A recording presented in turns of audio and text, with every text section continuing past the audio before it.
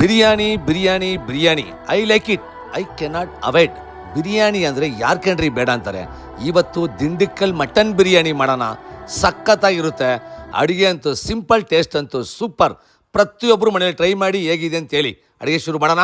ಎಳೆ mutton 1 kg ಒಡ್ಸ್ಕೊಬಂದು ಕುಕ್ಕರಲ್ಲಿ ಹಾಕಿದ್ಮೇಲೆ ಸ್ವಲ್ಪ ನೀರು ಹಾಕಿದ್ಮೇಲೆ ಸ್ವಲ್ಪ ಅರಿಶಿನ ರುಚಿಗೆ ಎಷ್ಟು ಅಷ್ಟು ಉಪ್ಪು ಹಾಕಿ ಮಿನಿಮಮ್ 4 ವಿಸಿಲ್ ಕೂಗಿಸ್ಕೊಳ್ಳಿ. ಬಿರಿಯಾನಿ ಸ್ಪೈಸಸ್ ಇಷ್ಟನ್ನು ಪುಡಿ ಮಾಡ್ಕೊಳ್ಳಿ. ಅದೇ ಥರ ಈ ಬಿರಿಯಾನಿಗೆ ಸಾಂಬಾರು ಈರುಳ್ಳಿ ಇಂಪಾರ್ಟೆಂಟ್.